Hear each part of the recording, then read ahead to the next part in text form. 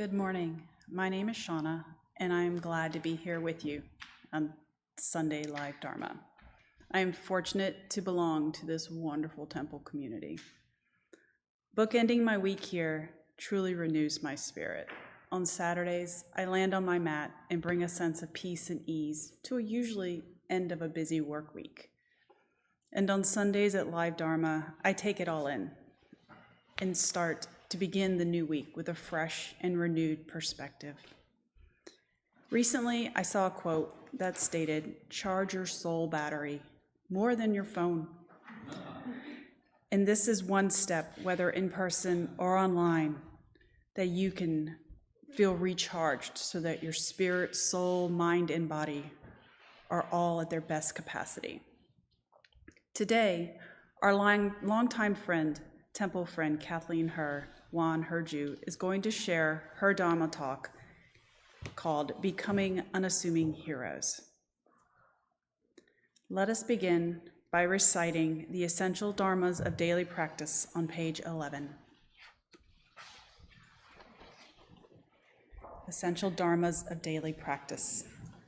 The mind is originally free from disturbance, but disturbances arise in response to sensory conditions. Let us restore the equanimity of our true nature by letting go of disturbances.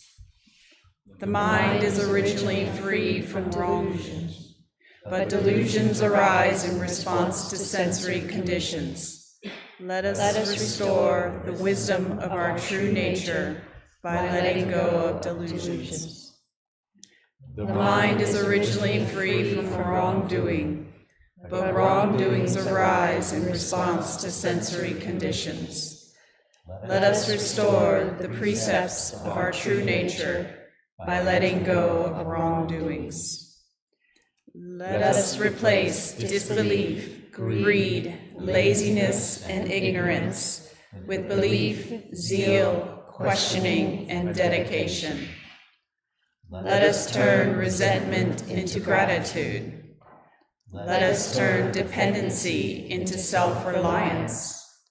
Let us turn a reluctance to learn into a willingness to learn well. Let us turn a reluctance to teach into a willingness to teach well. Let us turn the lack of public spirit into eagerness to serve the good of all. Now, please stand behind your mats and let's join in the peaceful relaxation Qi Gong movement led by Lars.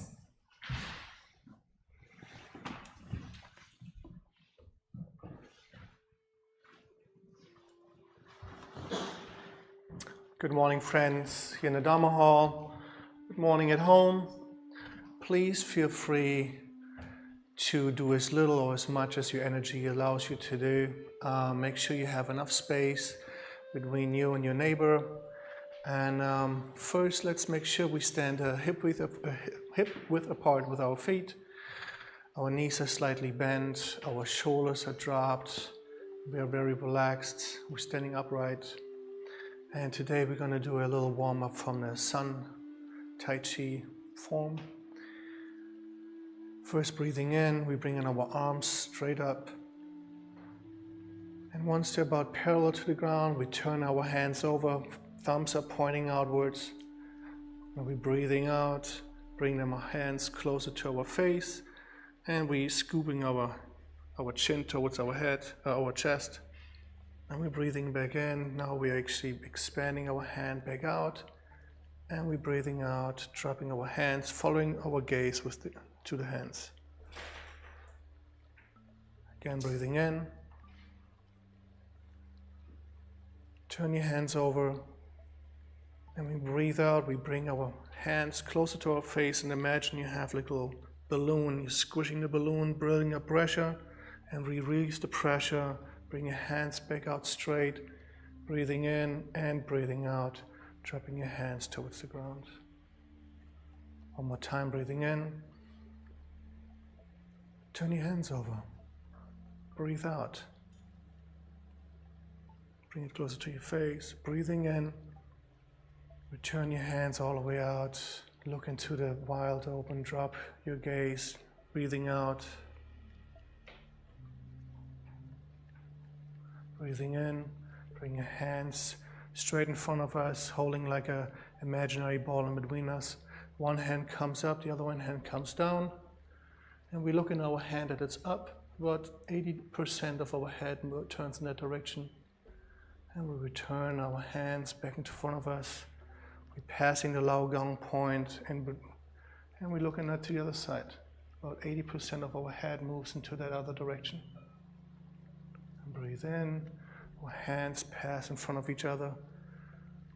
And this time we're moving our head about 90% in that direction where our hand is stretched out to the sky. And we turn it back right in front of us, breathing in. And gaze to the other side, about 80% with our head. Bringing our hands back in front of us, passing the Qi Gong point. And this time we're looking all the way to that side where our arm is stretched out. And back our hands in front of us, and to the other side all the way.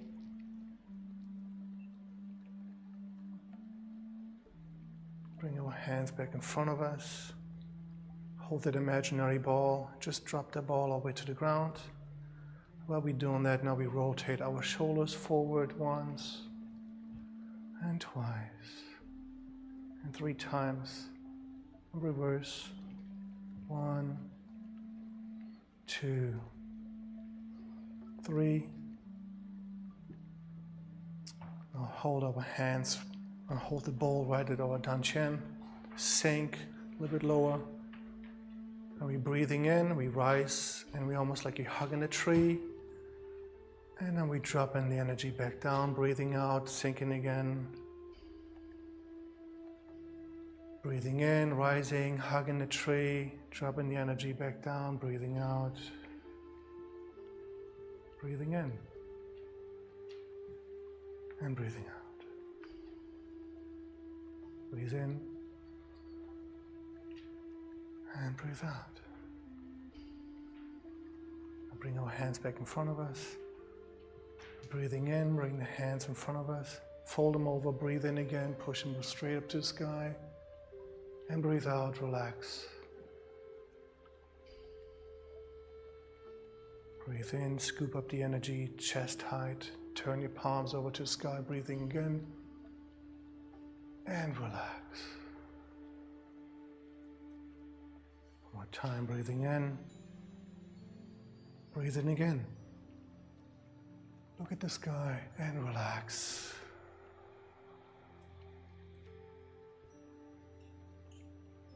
Bring our hands straight in front of us. One hand rises, the other hand goes down. Stretch, push heaven, push earth. Breathing out. Collect the energy ball right in front of us. Switch hands. The other arm comes up, the other arm comes down. Stretch all the way. And breathe out, relax. Switching hands. Push up, breathe in. Stretch. Relax. Switching hands again. Breathing in. Push, push, push. And relax. One more round.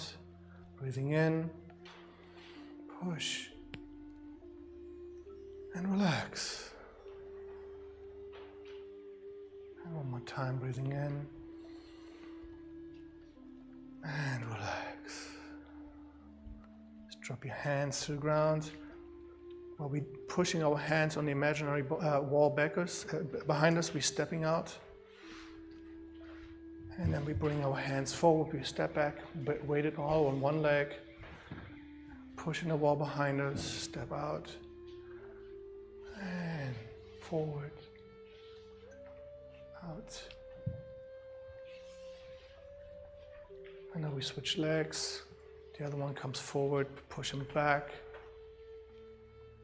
In front, back.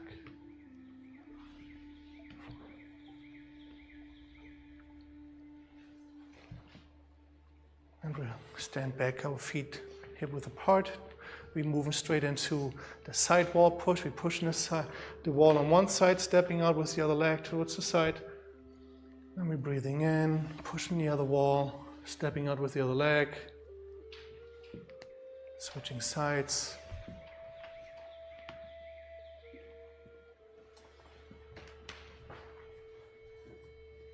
And breathe in, push the wall.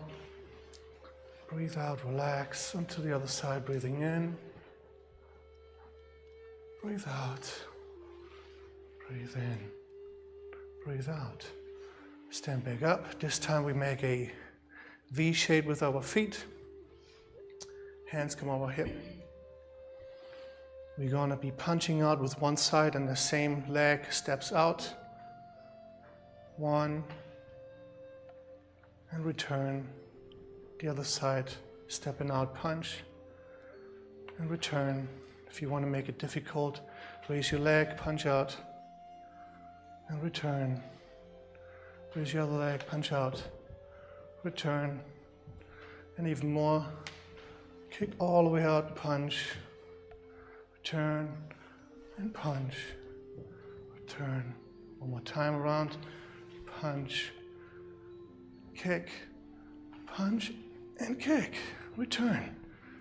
All right. Let me step back a little bit. We're going back into the V-shaped form. So this time we're going to do the opposite hand, opposite leg, okay?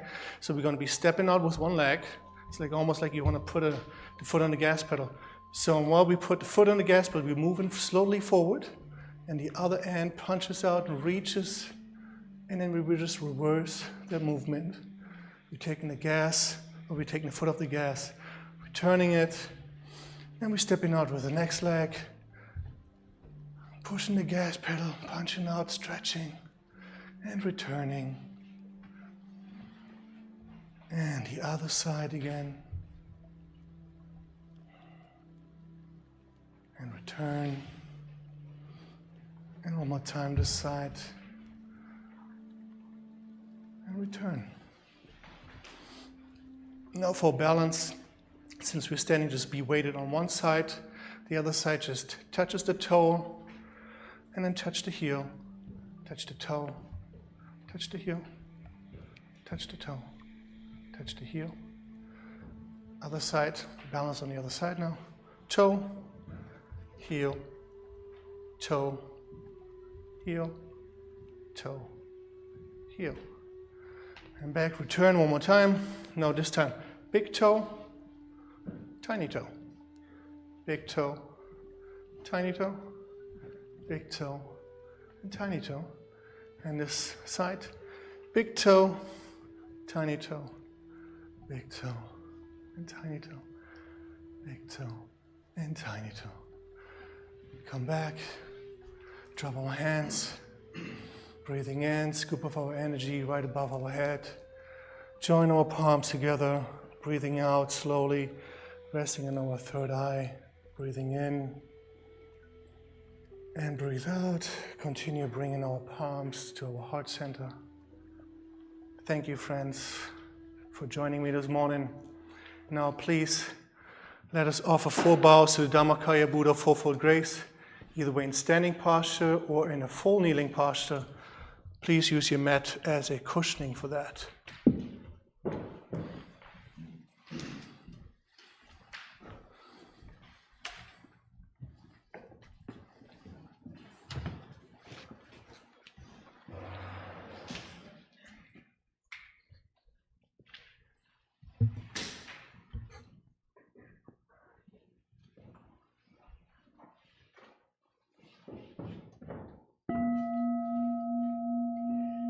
With gratitude, I bow to the grace of heaven and earth, honoring the infinite source of marvelous existence.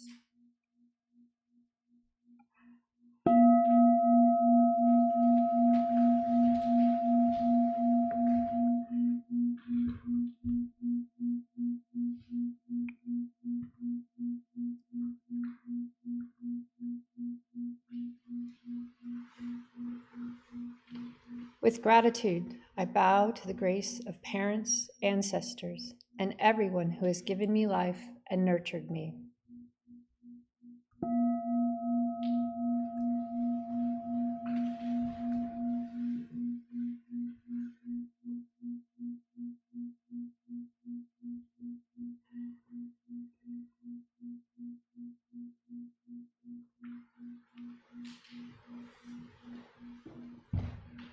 With gratitude, I bow to the grace of fellow beings, embracing the truth of interconnectedness.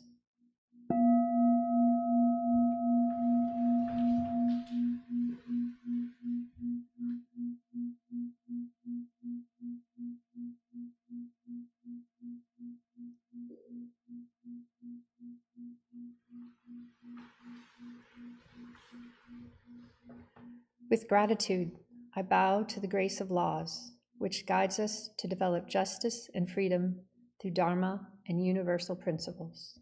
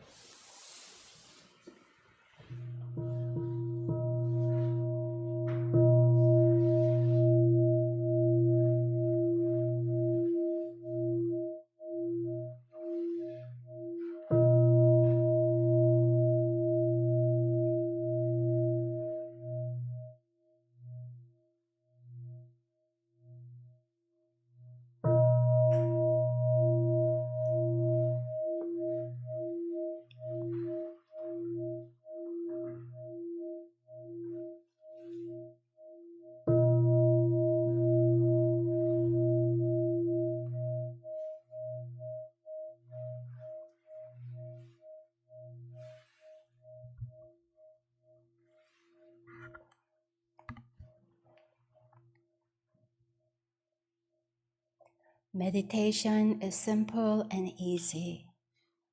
We can simply drop all our thoughts again. Sit up tall, gently opening your heart and chest, straightening your back.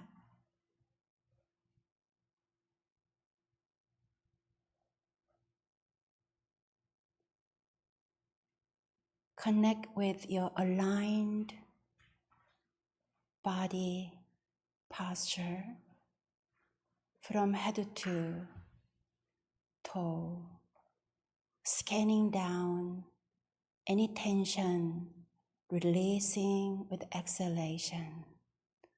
Breathe in deeply and breathe out.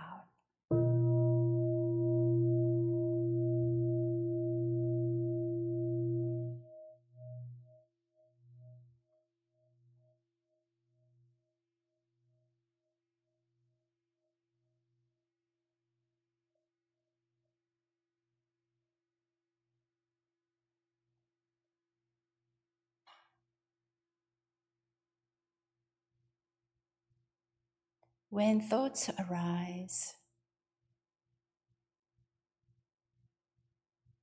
we accept that it is very natural that our mind can be active. Simply notice your thoughts. Breathe in deeply and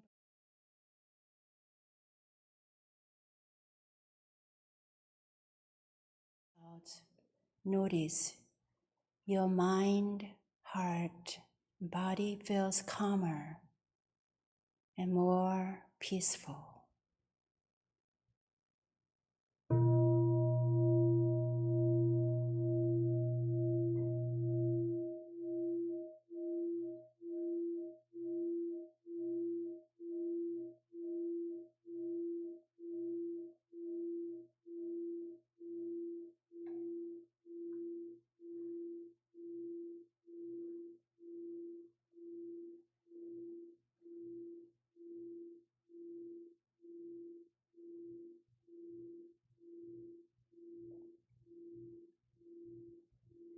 Feel the tip of your tongue resting on the roof of your mouth.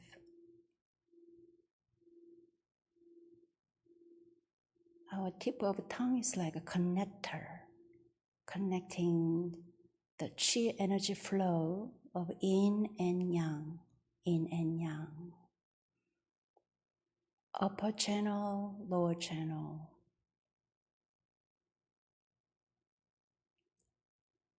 Each time when we are aware of this connector through the tip of our tongue, we can feel more alert, awake, and here now at this present moment.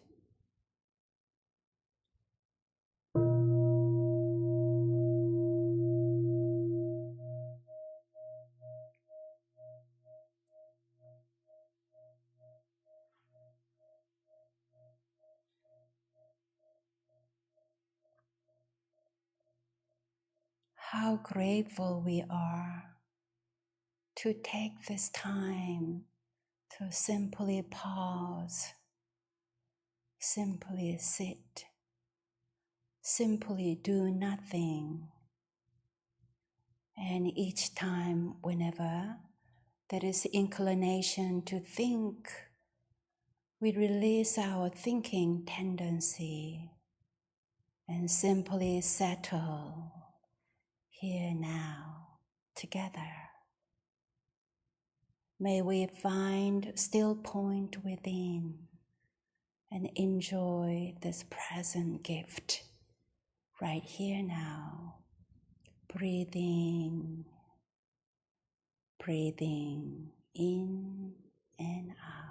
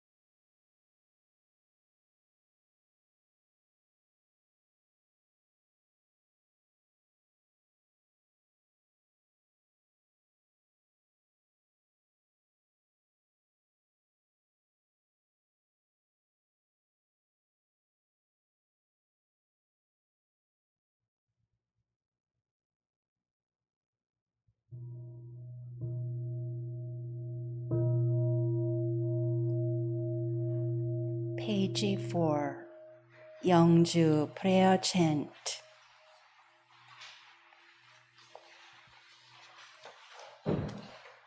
The spiritual energy of heaven and earth settles in my being. My spirit penetrates all things as my mind wills. Heaven, earth, and I become one. I am one with the way of heaven and earth. 천지 영기 아심정 만사여의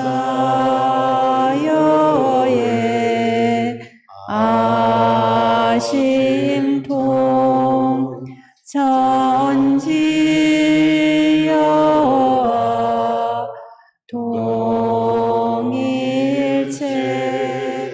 아여 천지 동심정.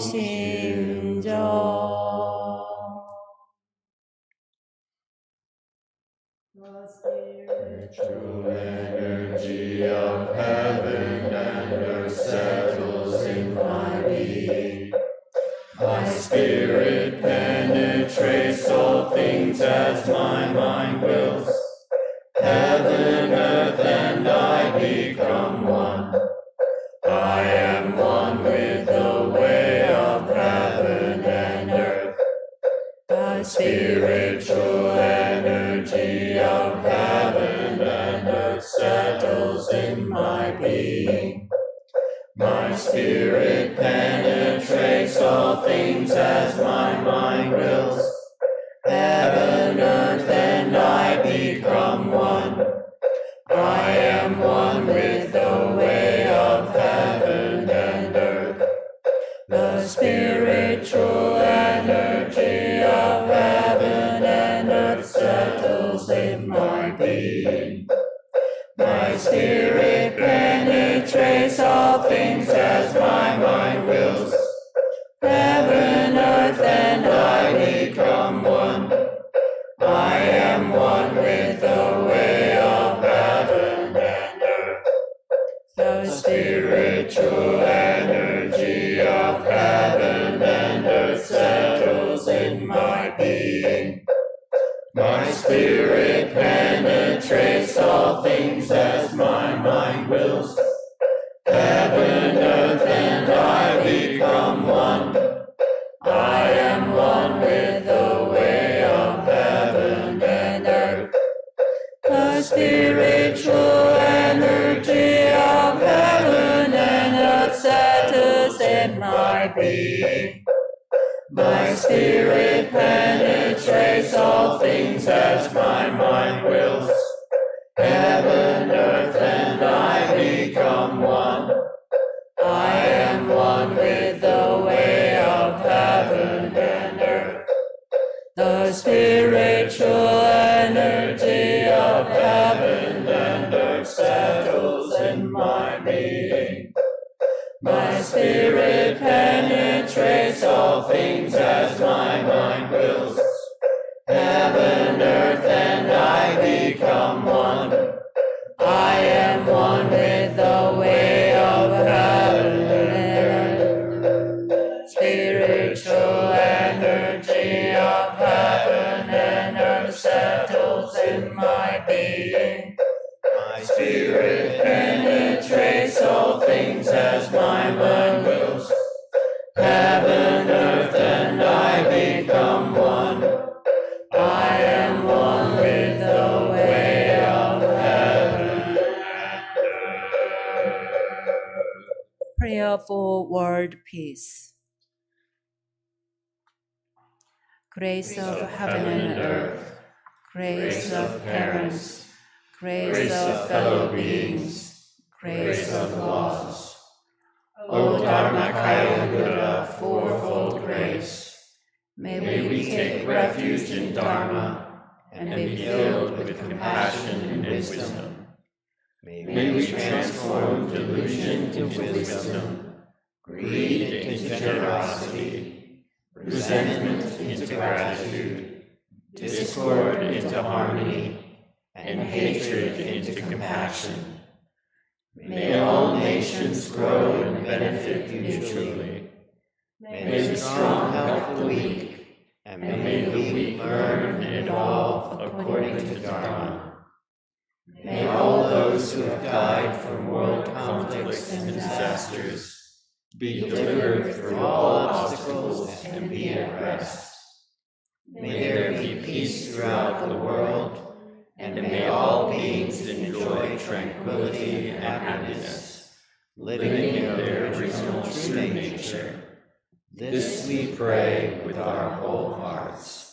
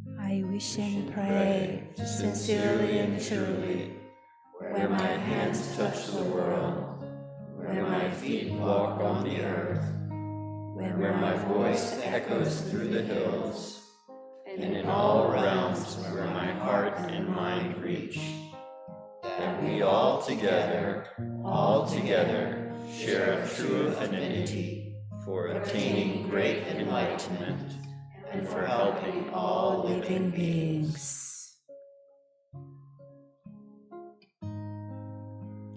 Sutra chanting. Today, page 10, page 9, Ilwan Sangva.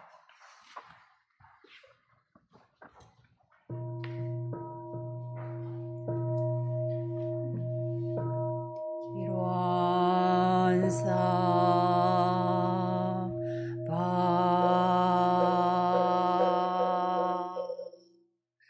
Ilwan is the realm of samadhi beyond words and speech, the gateway of birth and death, transcending being and non-being, the origin of heaven and earth, parents, fellow beings, and lost the true nature of all Buddhas, enlightened masters, unenlightened people, and sentient beings. Ilwan manifests as both permanence and impermanence, viewed as permanence. Ilwan unfolds into an infinite world that is ever abiding, spontaneous, just as it is. Viewed as impermanence, Ilwan unfolds into infinite world through the cycle of formation, duration, decay, and extinction of the universe, and the birth, aging, illness, and death of all beings. According to how we use our minds and bodies in the four forms of birth, we transform through the 6 realms of existence, progressing or regressing, with grace arising from harm or harm from grace. Therefore we unawakened beings vow to practice wholeheartedly,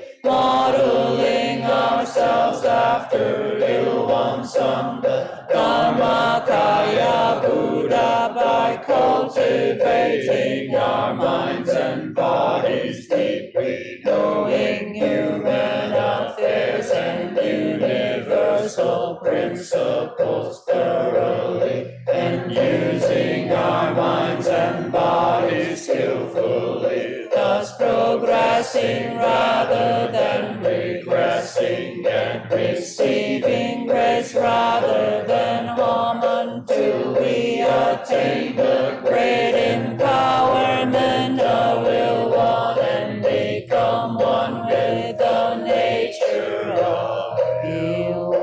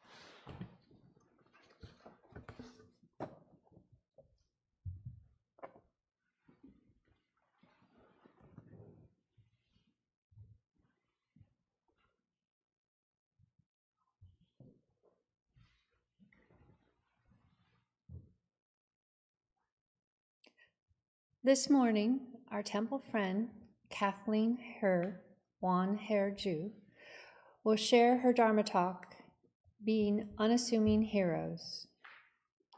Let us practice deep listening as we welcome Kathleen.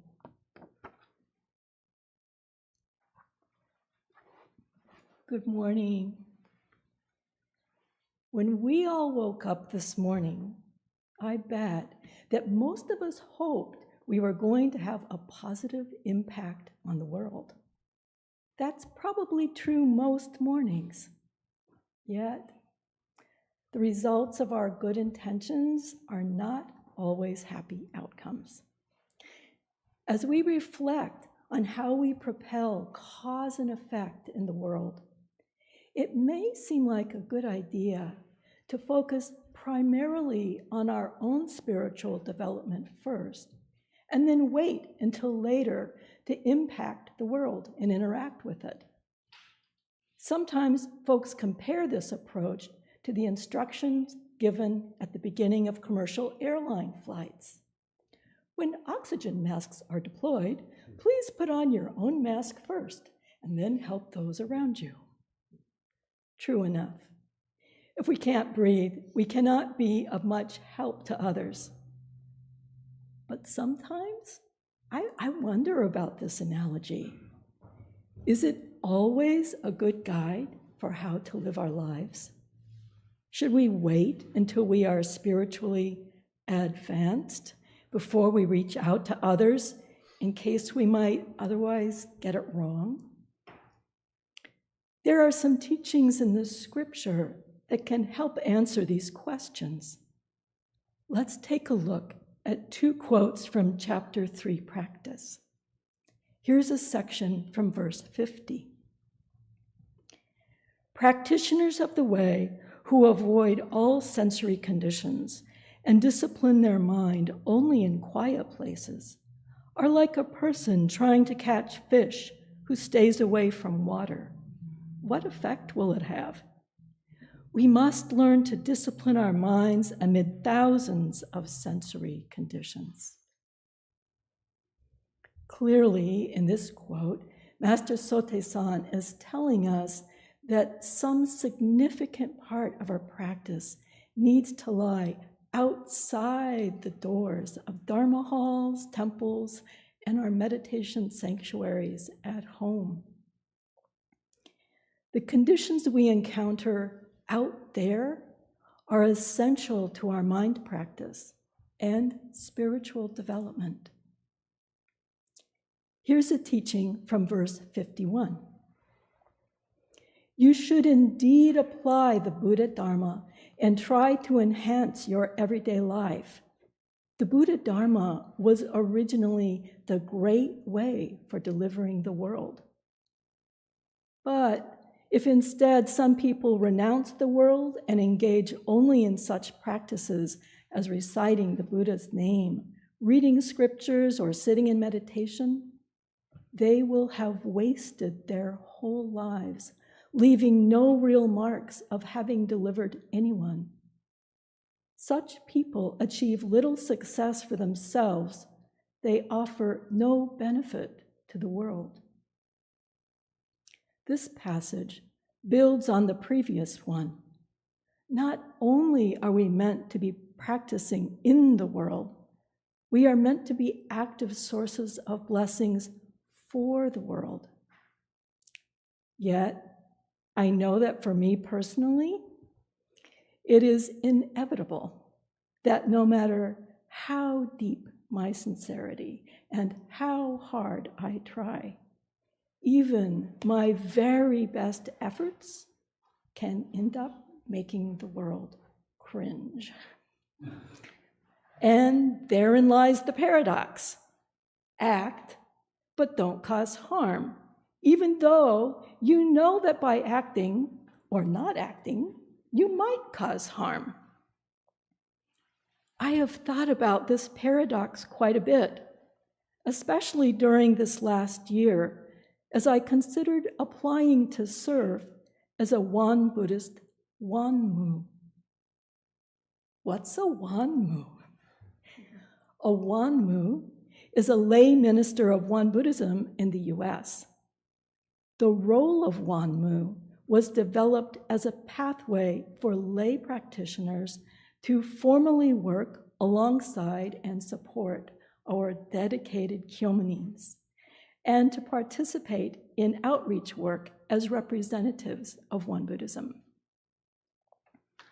Being a Wonmu lay minister is a truly wonderful way for those of us who are not ordained as kyomunins to help nourish Won Buddhism's roots in our communities and help plant seeds for its future.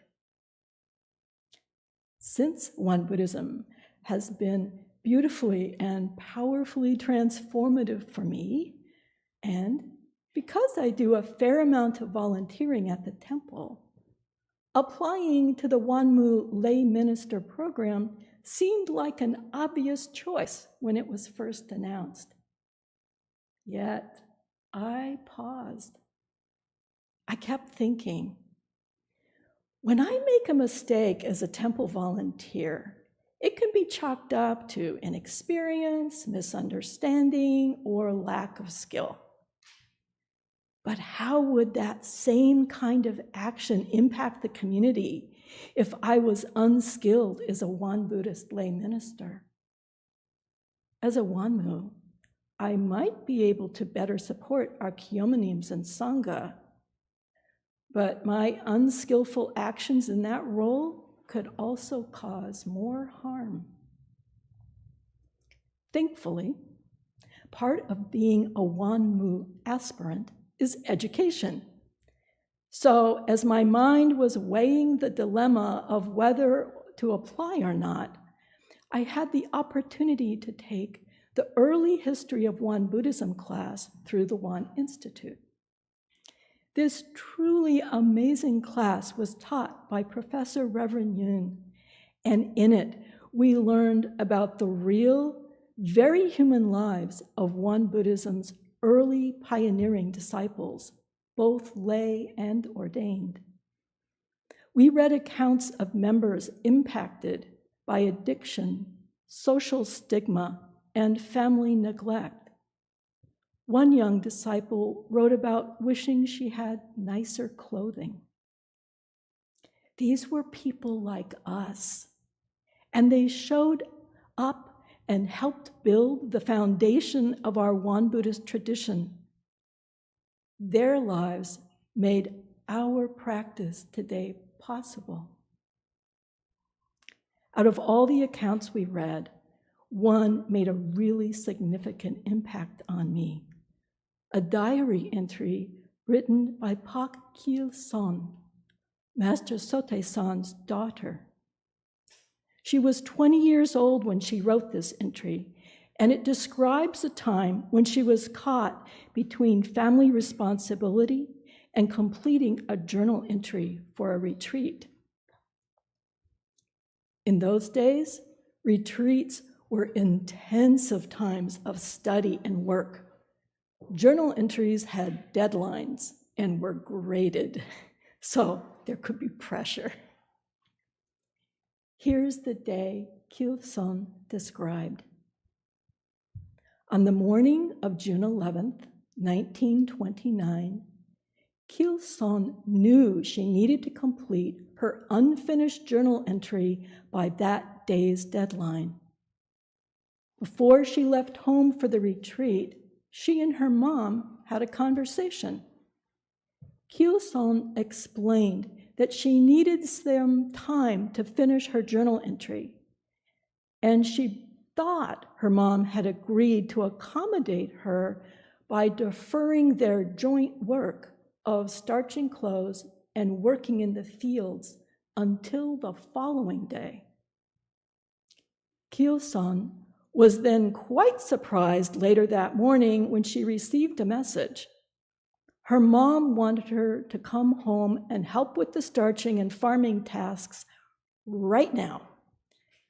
Knowing that her mom couldn't manage this heavy work alone, Kil-son stopped writing and raced home, recalibrating her options. She figured that if she sped through the laundry and field work, she could skip lunch and then use that time to finish her journal entry. The plan to skip lunch did not go over well with Mom. Quickly, reevaluating once again, Kil-son worked fast, swallowed lunch, and then rushed to get her journal entry completed and turned in on the deadline time. Does that kind of rushing around and recalibration of limited options sound familiar to you? It sure did to me. This account became even more poignant when I reflected that it is not just a random story. It is a peek into the lives of Master Sotae-san's daughter and his wife, two people who were close to the heart of Won Buddhism's beginnings. And while my day-to-day might look different than theirs, the experience of trying to squeeze everything in is very familiar, and I think very human. In a subsequent journal entry, Kil-son writes about how she responded to the sensory conditions she had experienced that morning, and what wisdom she gained from her reflections. In doing this, she was following the guidance outlined for us in Chapter 3. She was practicing amid a variety of sensory conditions and applying Buddha Dharma to her daily life. If that kind of realistic spiritual assessment sounds familiar, it should. It's just like something we would do these days in our reflection journals. I am sharing Kil-son's story and those of her fellow practitioners because these were the very people Master Sotae-san was speaking to when he guided folks to apply Buddha Dharma to their lives and deliver the world. They were people just like us, imperfect beings doing their best with sincere hearts amid circumstances that could be messy. In Sotae-san's and Kil-son's world, opting out was not an option. You acted from sincerity, assessed the outcome, and sought to learn and improve. Becoming acquainted with the lives of these spiritual ancestors has helped me realize how similar we are. Learning how they brought all their very human strengths and challenges to Won Buddhism's early years gives me comfort and inspiration. In the same spirit, we can continue their work. We are all capable of opting in and doing our best. Because I now believe this and feel it deeply, I am meeting with Reverend Won tomorrow to review my Wonmu application documents. I am doing so with the realistic hope that my best efforts will be beneficial more often than not, and that my rougher edges will become smoother with practice and time. Until we become enlightened Tathagatas, this combination is what we human beings can offer. It is what I can offer. At this point, I want to underscore that I am not cavalier about cause and effect or the impact our skillful and unskillful actions have, nor am I encouraging us to ignore how we show up in the world. What I am saying, though, is that sometimes simply showing up can make all the difference. There is a podcast that I enjoy that reminds me about the power of showing up. It's called My Unsung Hero. And in each short episode, the narrator describes a bleak moment in their lives when an unassuming stranger reached out to them in a moment of grace. In one instance, a tense young woman sitting alone in an oncology waiting room was asked by the person sitting across from her if she wanted a hug. In another instance, a New York hotel clerk literally lent a guest the shirt off his back because the visitor had forgotten to pack their interview clothes. Once, after one student experienced a humiliating moment in class, another student wordlessly slipped them 2 warm chocolate chip cookies across a study carrel. Perhaps these unsung, unassuming heroes are perfected Buddhas and Bodhisattvas, but I kind of doubt it. I think it is very likely that they were simply regular people, like us, who showed up in the world with a kindness that powerfully catalyzed another person's life. Just like the early Won Buddhist practitioners, they were unassuming heroes who did their best with sincere hearts in challenging circumstances. We have been given this life. Let's not waste it. We have a purpose. Elias Amadan, a Sufi teacher and writer, expresses it this way: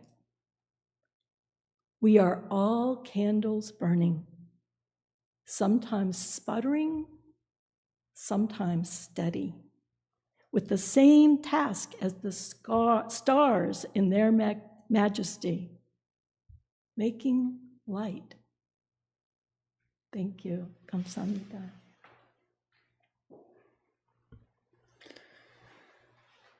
Thank you, Kathleen, for your mindful sharing and beautiful talk.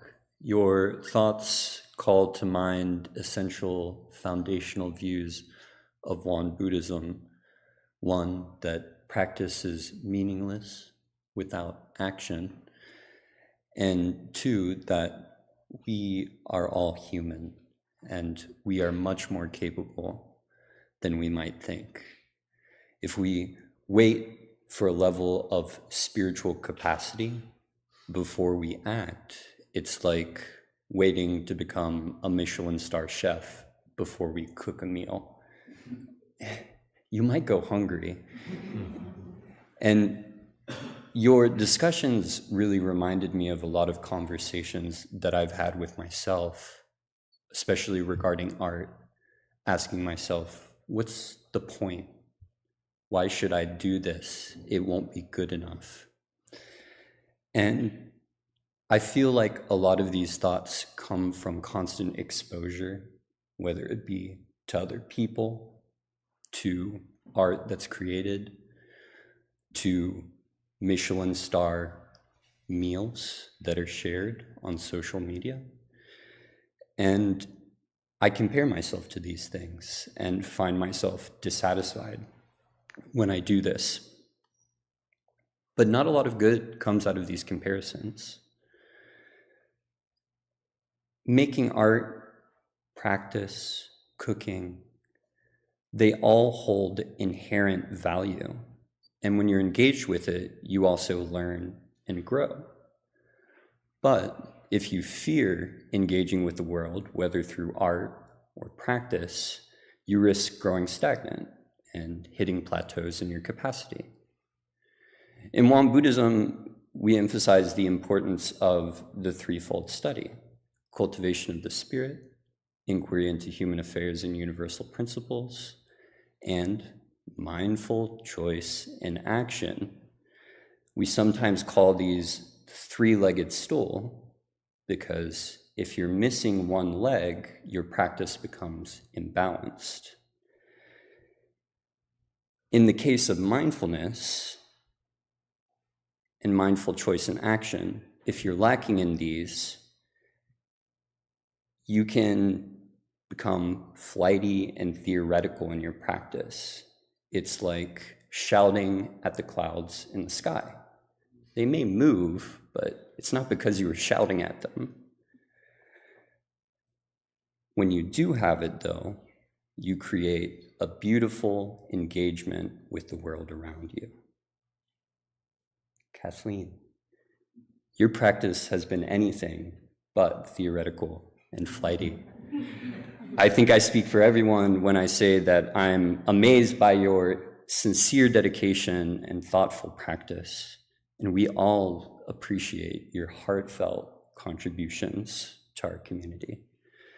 The title of Wonmu, while a large responsibility, is a recognition of everything you have done and everything that you will do for our community. And I wish you all the best on your path, now and in the future. Thank you for everything that you've done for this temple. Now, friends at home, please feel free to share your thoughts with the live stream and your well wishes for Kathleen. And friends here in the Dharma Hall, please turn to the person next to you and share your reflections on Kathleen's Dharma Talk.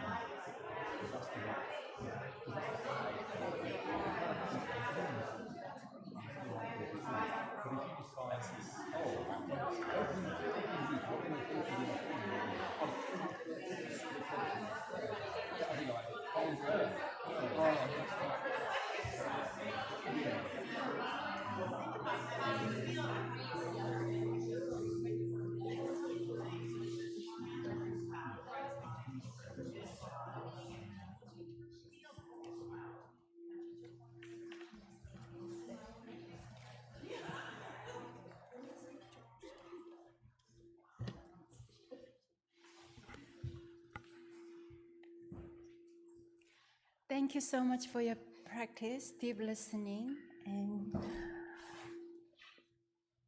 every day is new. I feel like another day, another Dharma with you.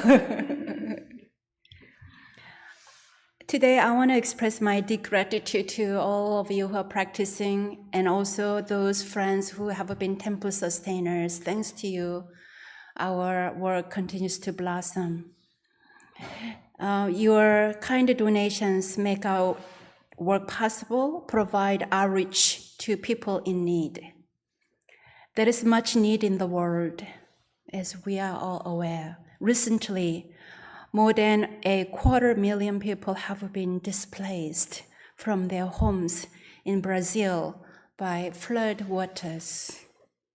Yesterday, I talked to the Reverend Kyomunin in São Paulo, who is working in the only temple in Brazil. She said, this is one of the most destructive floods ever in the entire state of Rio Grande do Sul, with no electricity and limited clean water. The situation is truly dire. And her temple sent relief funding through our good friend, Hu Beng, who can directly help people in need there. Believe me, the temple in São Paulo, very, very little tiny community, but they raised the fund to add there some loving kindness to those people who are in need. This person, Hu Beng, is a Won Buddhist practitioner in Brazil. Sadly, his son died. His son is only 18 years old, died during the pandemic. After prayer service via Zoom with us, we planted a magnolia tree in our meditation garden in honor of his son Rodrio's memory. So each year, I take a photo right next to the tree sent to the family in Brazil. I met Hu Beng years ago in England through the World Scout Jamboree. He has been very actively working for a better community and healthier environment. I often see him in the Facebook with the young scouts picking all the trashes along the seashore. I'm glad that we can entrust him to forward whatever funds we create together in our temple community to the Scout organization in Rio Grande do Sul, that area, which is like bigger than North Carolina state. Any donations made today will immediately go to the people who are suffering from the flooding disaster in Brazil. And we will also continue to gather donations for the remainder of this month. So friends, please look into your heart and share your loving compassion. And each of us become an unassuming hero.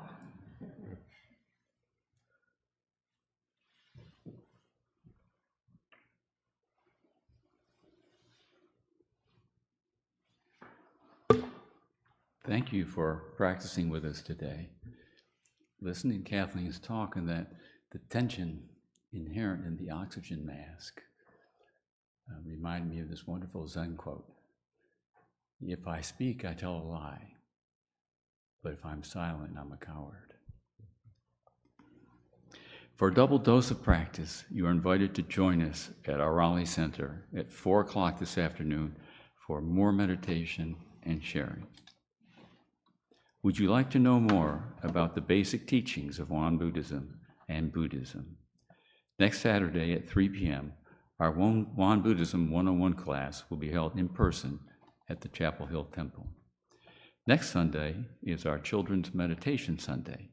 Children will meet at 10 a.m. in the residence. On Memorial Day, Monday, May 27th, please join our annual Meditate-a-thon for Peace. We will begin at 10 a.m. with prayers to honor all those who have and are sacrificing their lives for the greater good of humanity. Starting at 10:30 a.m., 25-minute silent meditation sessions will be offered every half hour until 5 p.m. Between 10 a.m. and 5 p.m., you are welcome to just drop by, or you can sign up ahead of time for as many sessions as you like. If you are in our community email group, you will receive updates on all of these programs. Our temple garden is looking beautiful thanks to your caring hands. Touching dirt and nurturing plants are forms of meditation and healing.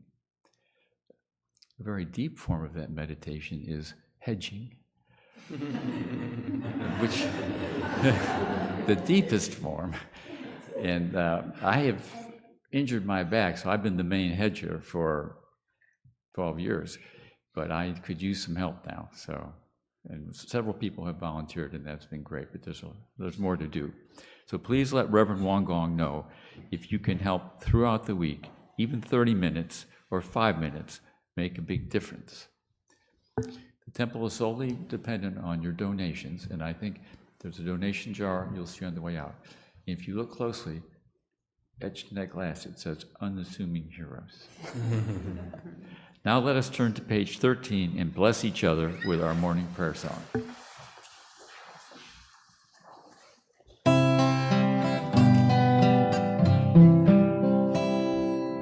Dhammakaya Buddha, fourfold grace. I begin a new day in your presence. Today full of health and with peace of mind.